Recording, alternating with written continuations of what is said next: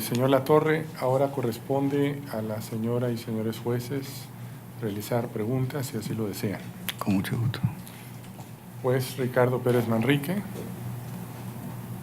Sí, señor. Adelante, por favor. Buenos días, señor Latorre. Buenos días.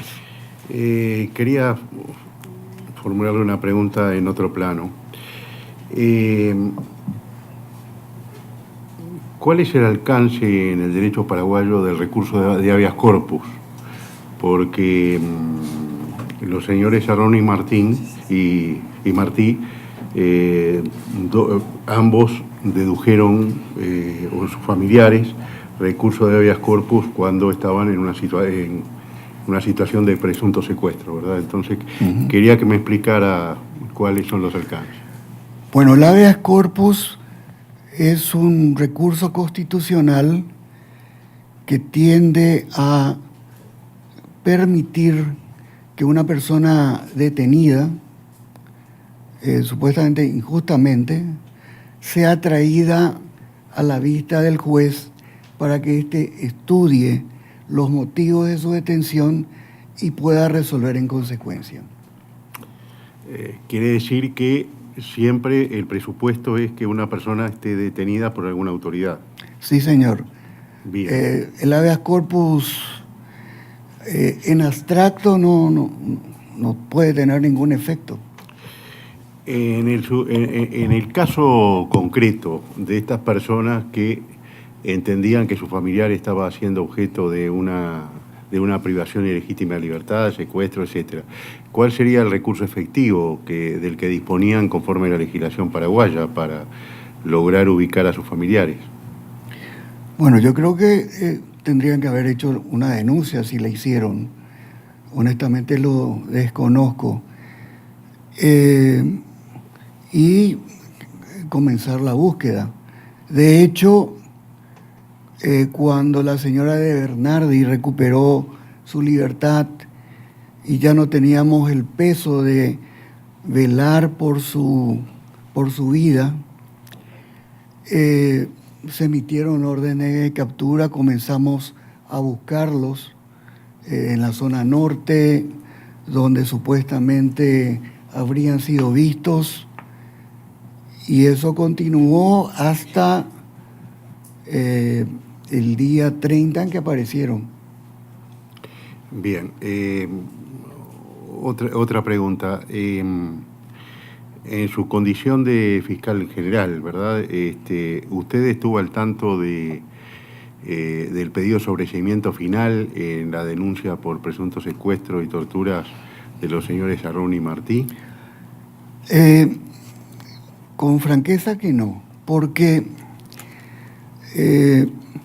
si bien yo tenía informes de cómo marchaba la investigación, tanto en el caso de la denuncia de Juan Arrón y Anuncio Martí, como en el secuestro de la señora de Bernardi,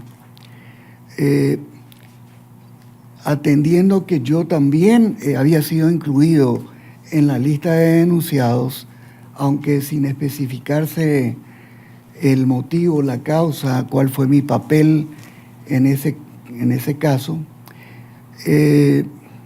me limitaba exclusivamente a recibir los informes.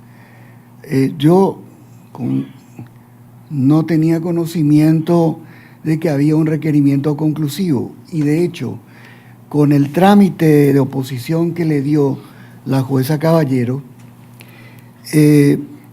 fue el fiscal Diosnel Cancio Rodríguez, que en ese momento estaba encargado del despacho de la Fiscalía General, quien hizo el dictamen.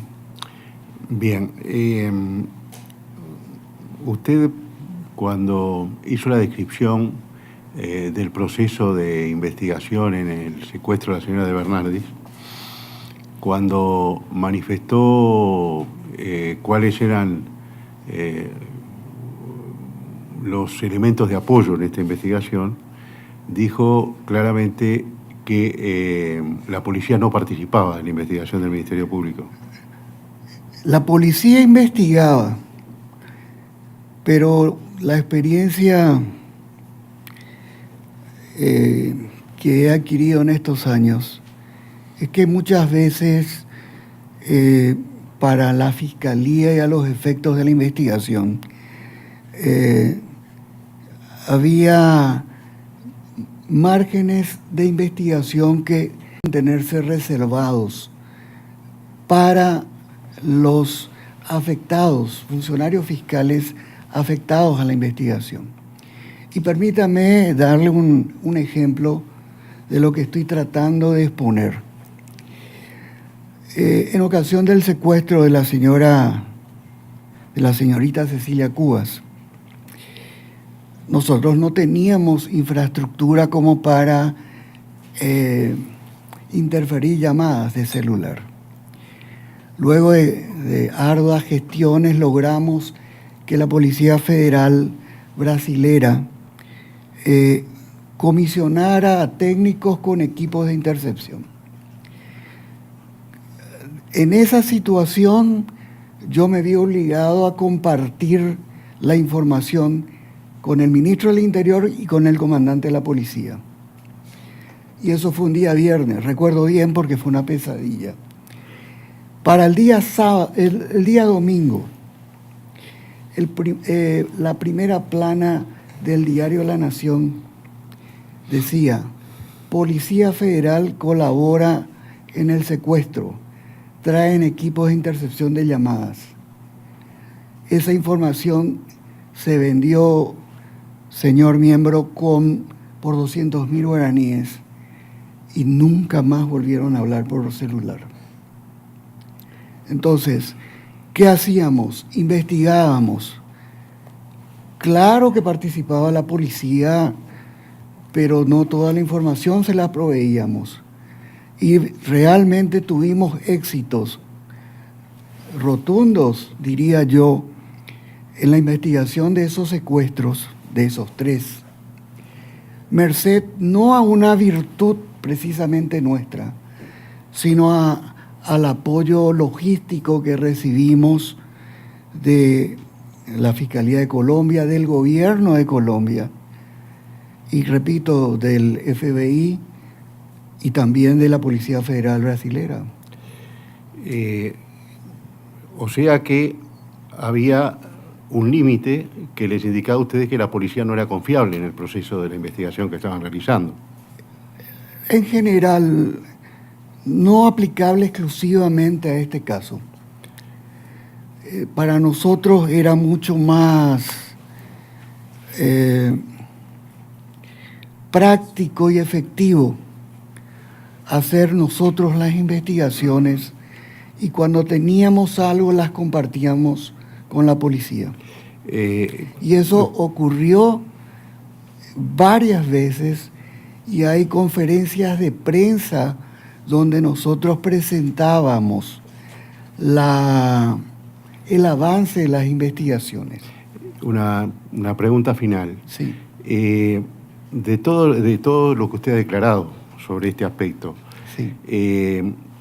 ¿Se puede deducir que no obstante la investigación que ustedes estaban realizando sobre el secuestro, la policía podía actuar con cierto margen de flexibilidad y a su vez tener su propia investigación?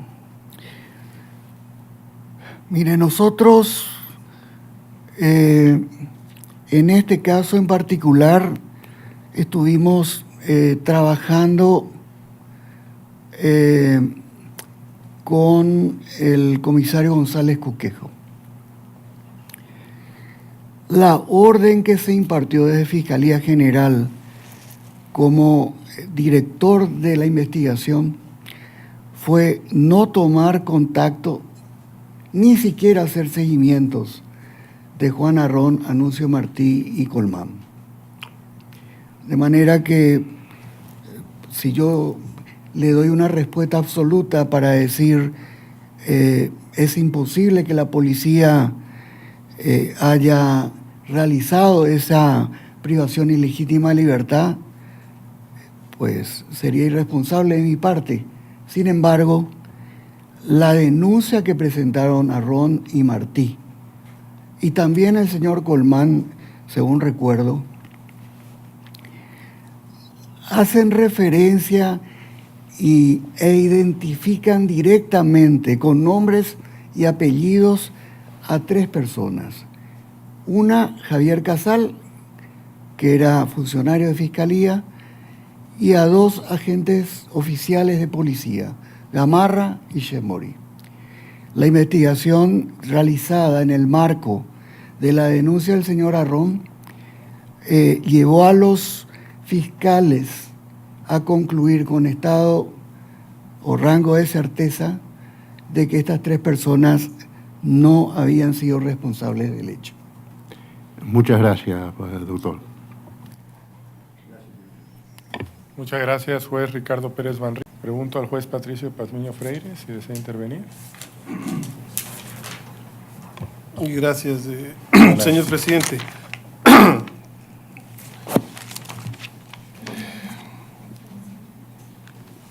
Doctor, Señor. quisiera que me haga una precisión para saber si corresponde o no la pregunta. Sí.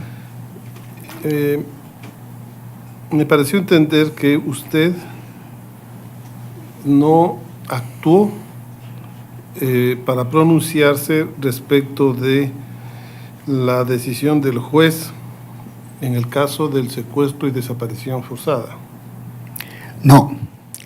El dictamen se hizo en ocasión de un viaje que hice al exterior y el interino, el encargado del despacho de Fiscalía General, era un fiscal adjunto. Esto fue en el febrero del 2003, ¿no? En el año 2003. No recuerdo la fecha. Cuando estuvo fuera. Y consecuentemente usted ni conoce, ni leyó, ni está informado de cómo fue el proceso de indagación, las razones de la jueza inferior para dictar el sobreseimiento definitivo de los imputados, etcétera. No conozco la resolución de la jueza, pero sí he leído con posterioridad el dictamen del fiscal adjunto, que ratificaba el requerimiento de sobreseimiento definitivo de los fiscales. Entonces, si usted ha leído, no estaría obligado a responder si desea, pero ¿Cómo no? Si usted leyó, ¿considera usted que esa petición de sobreseimiento definitivo reunía todos los requisitos procesales para adquirir tal característica? Porque no podía ser sobreseimiento provisorio. Esto, como usted no es parte de su actuación, si quiere la contesta, si no, no.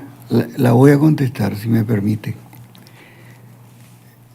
Mire, cuando se dio la aparición de Juan Arrón y Anuncio Martí, ocurrieron muchísimas irregularidades en el sentido de que la misma aparición pues nos generó un sinfín de dudas con relación al motivo, circunstancia de cómo aparecieron. Y en la denuncia directa que hicieron contra estas 3 personas, se comprobó a través de gran número de diligencias que estas 3 personas definitivamente no podían ser responsables del hecho. Y como la certeza sobre tal situación es la condición que el Código Penal, procesal penal, es lo que requirieron los fiscales y eso fue lo que el fiscal adjunto ratificó. Es decir, que en ese proceso comparecieron las personas funcionarios públicos que fueron denunciados, policías, comisarios, inclusive había nombres de algunos ministros. Sí, señor. ¿Todos ellos comparecieron en el proceso, declararon? Entiendo que sí. Lo hice yo mismo, sé que compareció... Perdón, ¿Lo hizo usted? ¿Compareció usted? Sí, claro. También Me se convocaron y presté declaración testifical. Lo hizo también el doctor Faneo, que era ministro del Interior, y no recuerdo qué otras autoridades, pero fueron varias autoridades que fueron citadas por la Fiscalía. Perfecto, esto ya es básicamente técnica procesal que usted maneja. Sí.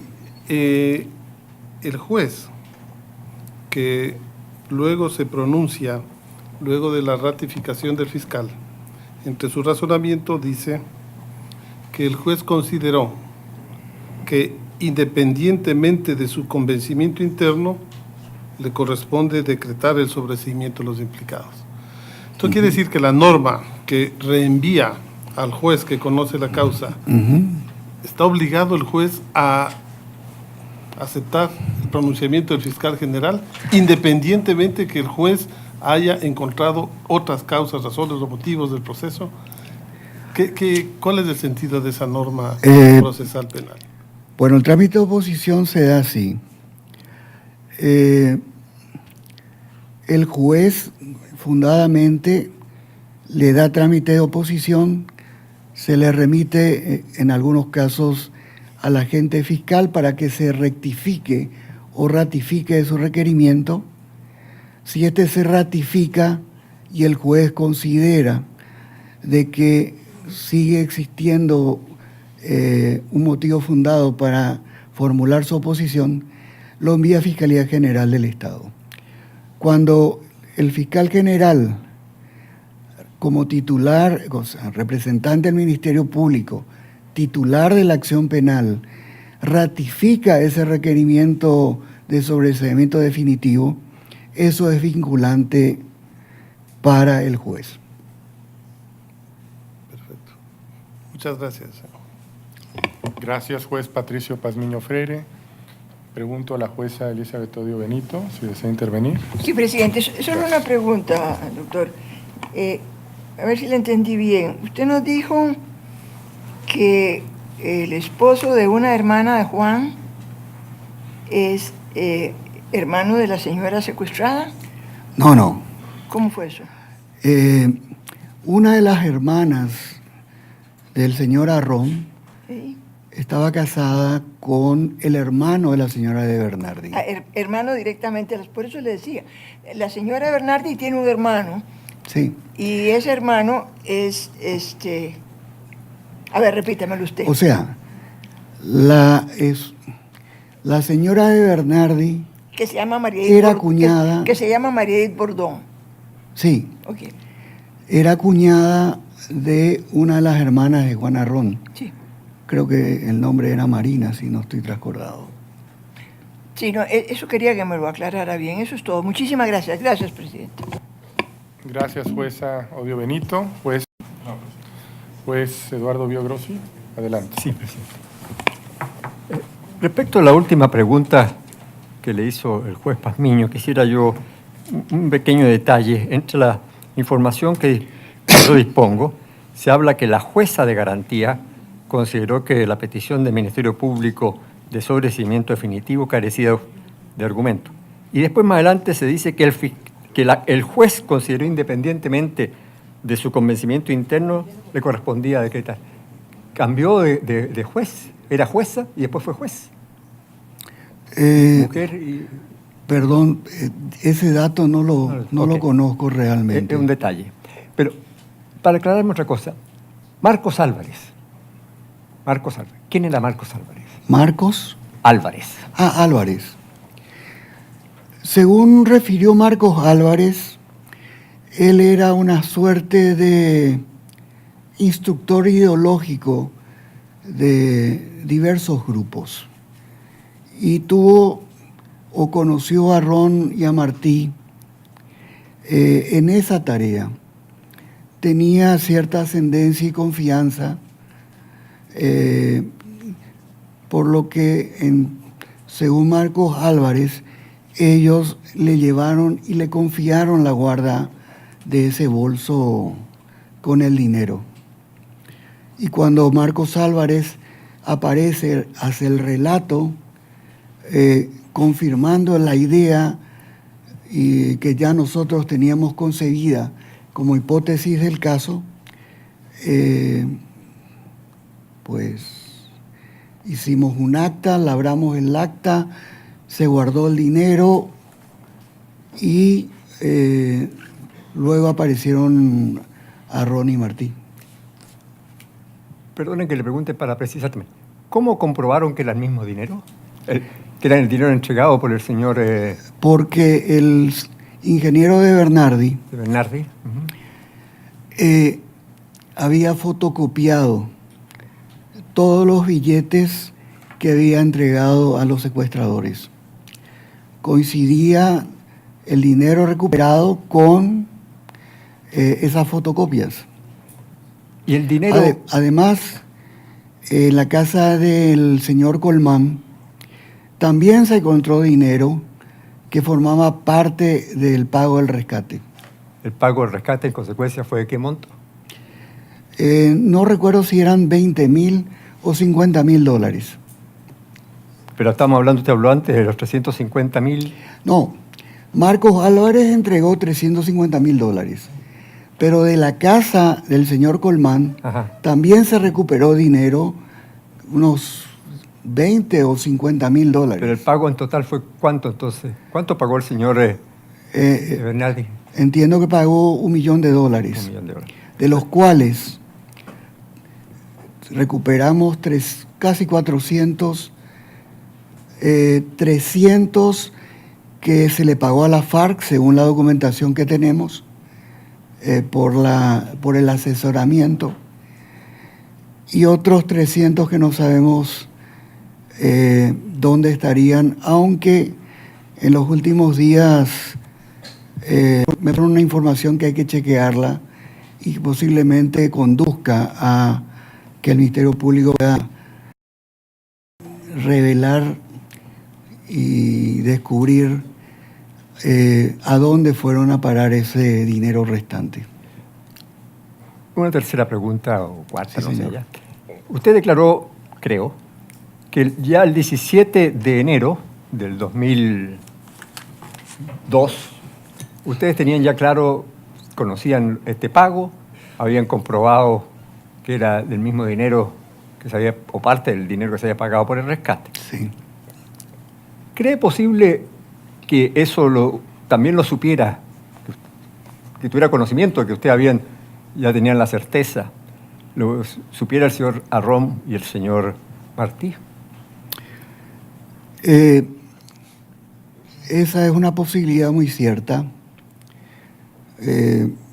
Lo puedo afirmar en grado de sospecha porque cuando Marcos Álvarez rehúye encontrarse con ellos, ¿verdad? Porque así se lo habíamos indicado, es donde ellos desaparecen del escenario y aparecen nuevamente el día 30 de enero con las salvedades que indiqué precedentemente en relación a la supuesta denuncia por extravío del registro, por el testimonio de la señora de Bernardi, que afirma haber visto a Martí, a quien identificaba como el guardia malo en el periodo de la supuesta privación ilegítima de libertad.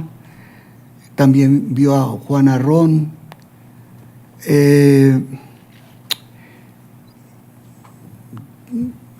Eso es lo que yo podría referir, ¿verdad?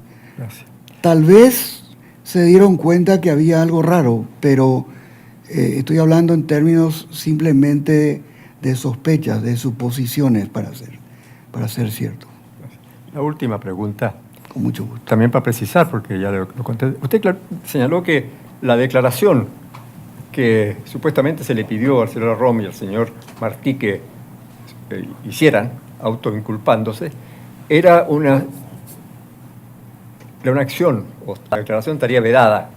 ¿Qué significa eso?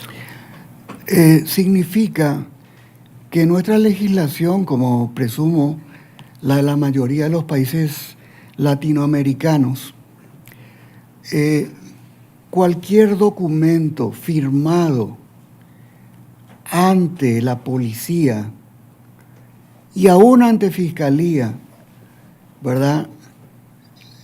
Carece de todo valor. Además, suponiendo que esa declaración hubiese sido bajo la fórmula de una indagatoria, esa indagatoria no constituye prueba, sino que simplemente se toma como elemento de investigación y como los imputados o los indagados no tienen el deber de decir la verdad, realmente bastaría con rectificar esa declaración, restarle mérito y tendríamos un valor absolutamente nulo en cuanto a la idoneidad de esa documentación o de esas declaraciones. Esto que dice usted de la declaración de autoinculpación, ¿esta norma la conocen todos los policías? Categóricamente. Costó para que la entendieran, señor, porque recuerde, bueno, me permito señalar, el nuevo código comenzó a aplicarse en el año 2000. En el año 2000 significó que la policía que era dueña de la calle dejara de serlo, que la policía que era la que conducía las investigaciones y remitía a los partes policiales con confesiones de los supuestos responsables y que eran tomados como dogma en el antiguo proceso, ya no eran los dueños de la calle ni los dueños de la verdad.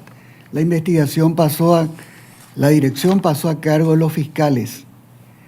Y si es una situación que produjo bastante convulsión interna, porque teníamos que ajustar las nuevas funciones que correspondían a policías, a fiscales y también a los jueces. Y fíjese qué gran confusión había que cuando aparecen Arrón y Martí, ¿verdad?, la Corte envía a 2 jueces penales de garantías a tomar intervención cuando esa no era función de los jueces, ¿verdad? Y esa fue una lucha también con los jueces penales de garantía, porque anteriormente el juez de instrucción, el juez penal, era el director del proceso, era el que ordenaba las diligencias, el que investigaba y luego valoraba las pruebas recogidas para dictar sentencia. Muchas gracias, señor fiscal. No tengo más Presidente, preguntas. nada más, es que me quedó una Adelante. duda, doctor. Cuando Señora. usted, para que nos aclare, cuando usted se refirió a una mexicaneada, ¿a qué se estaba refiriendo, doctor, por favor? Se mencionó, se afirmó, se denunció de que supuestamente la policía los había privado de libertad y que lo estaban torturando con la intención de que ellos revelen dónde se encontraba el dinero del secuestro. Pero ese dinero ya estaba en poder de la Fiscalía. Pero recurrir a ese procedimiento se le llama mexicaneada. Con el respeto, yo recojo el mote, no sé por qué lo dicen, pero en realidad la figura es esa. Bueno, gracias.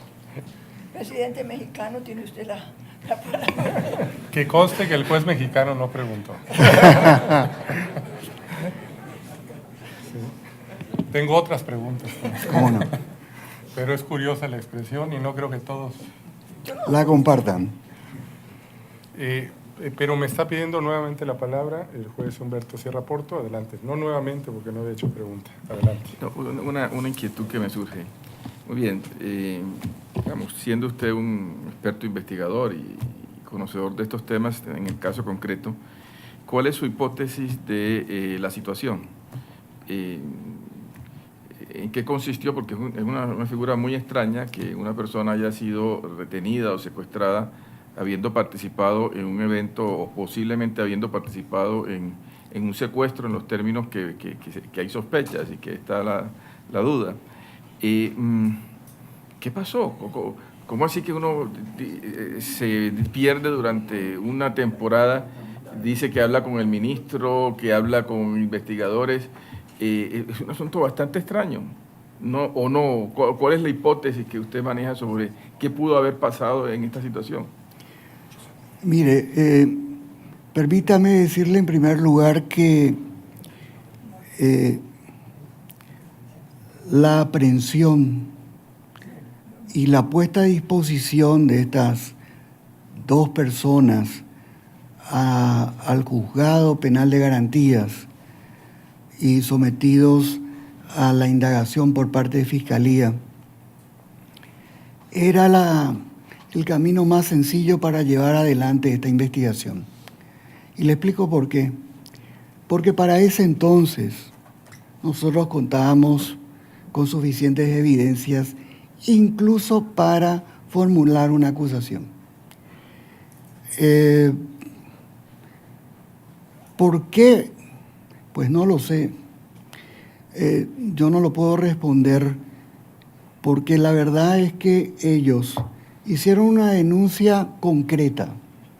Se constató que esa denuncia no era verdadera. Cuando la Fiscalía o los fiscales quisieron realizar una junta médica para examinar y corroborar la naturaleza, el origen y la gravedad de las lesiones, ellos se negaron sistemáticamente. Cuando los fiscales, ya avanzada la investigación, intentaron desarrollar otras hipótesis del caso y convocaron a Ronnie Martí para revisar los legajos de más de 100 agentes de policía que trabajaban de civil, sin uniforme. Ellos concurrieron, sí, revisaron todo, no identificaron a nadie, y cuando la Fiscalía les requirió hacer un identikit, a Ron, pues, accedió a hacerlo y Martí se negó. Luego vino ya la fuga, y con la fuga definitivamente gran parte de lo que se podría haber desarrollado a nivel investigativo se cerró. La causa sigue abierta, porque en nuestra legislación la tortura es imprescriptible, lo que no va a significar de que exista la posibilidad de reabrir el caso en relación a estas tres personas sobreseídas. Perfecto. Y la situación es tan clara, señor, de que yo mismo, al no haber sido imputado ni sobreseído, pues para mí corre el plazo, o sea, no corre el plazo de prescripción en relación a este hecho de tortura que se denunció. No, perfecto, muchas gracias. Muchas gracias, juez Sierra Porto. Señor Latorre, sobre el sobreseimiento definitivo, este fue impugnado. Impugnado, entiendo que la querella adhesiva, representada por 2 o 3 abogados, interpuso recurso de apelación ante el Tribunal de Apelaciones, que confirmó el fallo. Luego recurrieron no recuerdo si casación o inconstitucionalidad, ante la Corte, que rechazó el recurso o la acción instaurada. Eso es lo que les puedo señalar. Es decir, recorrió todas las instancias. Totalmente, y ellos tuvieron intervención y participación en todo el curso de la investigación. Ellos estuvieron participaron, propusieron diligencias, y ese proceso se interrumpió cuando se dieron a la fuga. Muy bien, muchas gracias. Otro tema, había comentado en algún momento de su declaración la industria del secuestro. Sí. ¿Nos podría explicar un poco más cuándo surge, a partir de cuándo, cómo se desarrolló y cómo se vincula al caso que estamos analizando? ¿Cómo no? Voy a referirme a la documentación que obra en Fiscalía y que yo no sé si se ofreció o no como prueba, pero es bastante elocuente para demostrarnos cómo comenzó esta historia que hoy ya nos tiene con una media centena de muertos en Paraguay. Consta que en el año 1999, Juan Arrón contacta con Granda, le propone el negocio. Consta también de que Granda le transmite la propuesta a Reyes, ambos de la FARC. Consta también de que ellos, luego de aceptar el negocio, por decirlo, la empresa como llaman ellos, la FARC enviaron sucesivamente varios montos de dinero para financiar la operación de secuestro. Consta también de que una vez liberada la señora de Bernardi, ya tenían planificado realizar un nuevo secuestro y Cecilia Cubas estaba en la lista.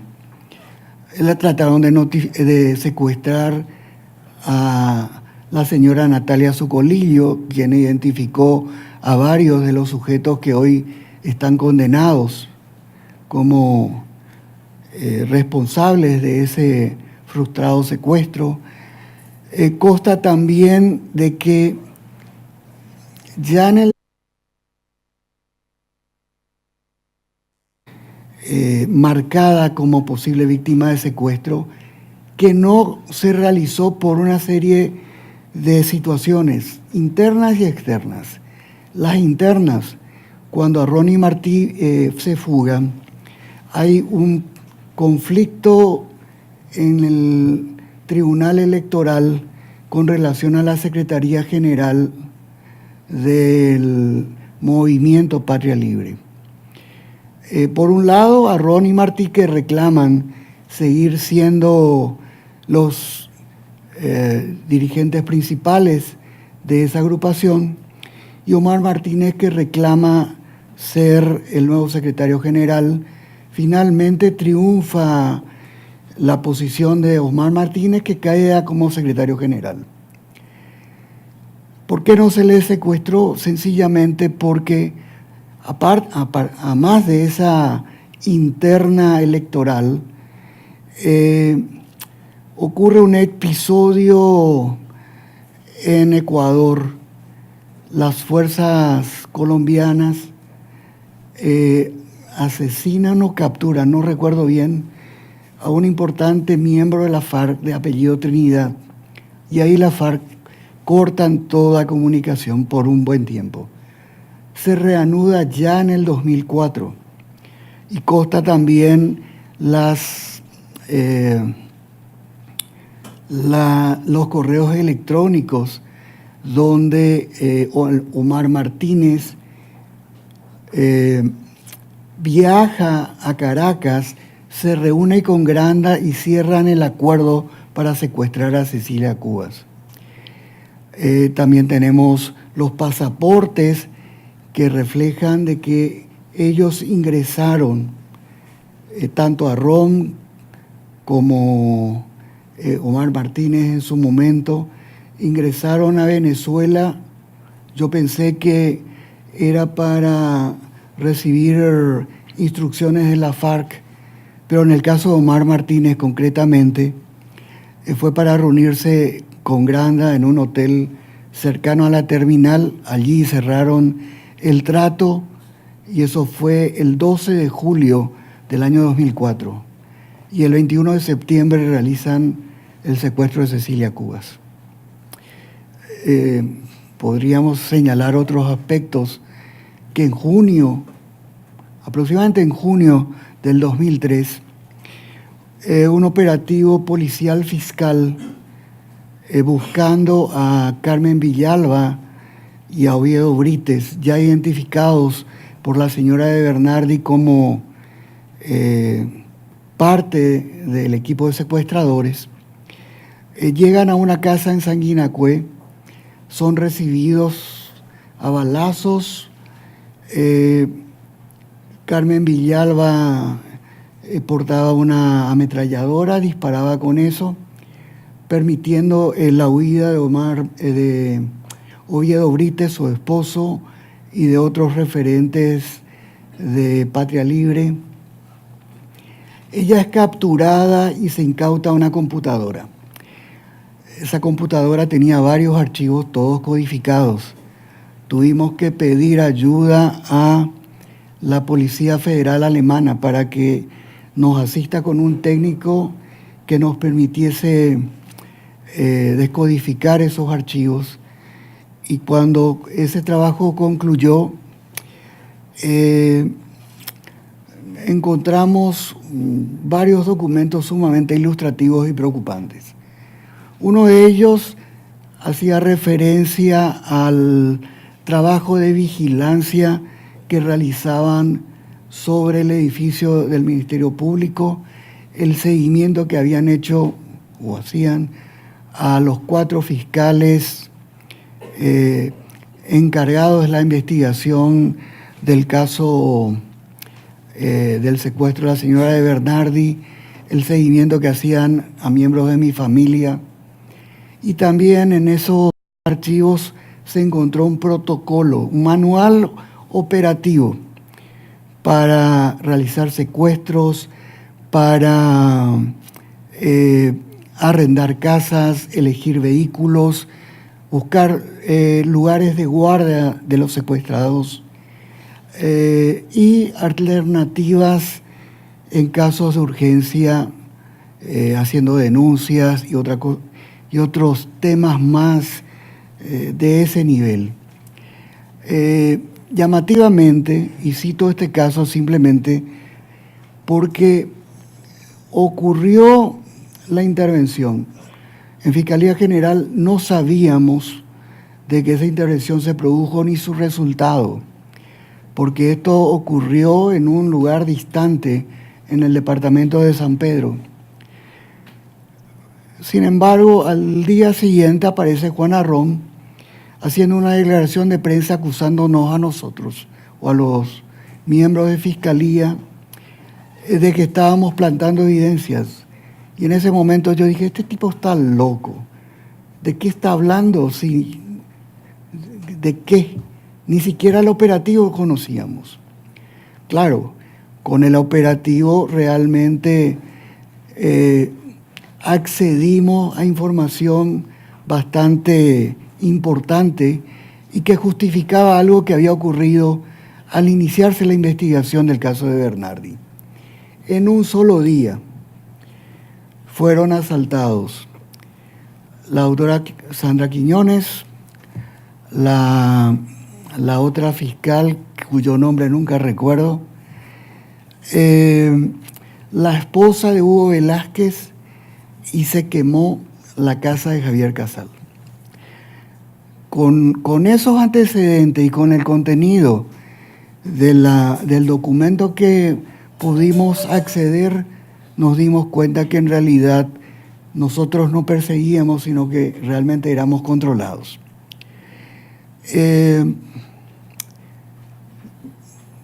Es muy largo, muy rico el historial documental que tiene la Fiscalía para demostrar a todos la historia de cómo comenzó y cómo se desarrolló la industria del secuestro, como yo la llamo. ¿Usted tiene conocimiento de esta industria del secuestro o si hay cifras oficiales de qué cantidad estamos hablando? Uf, deben estar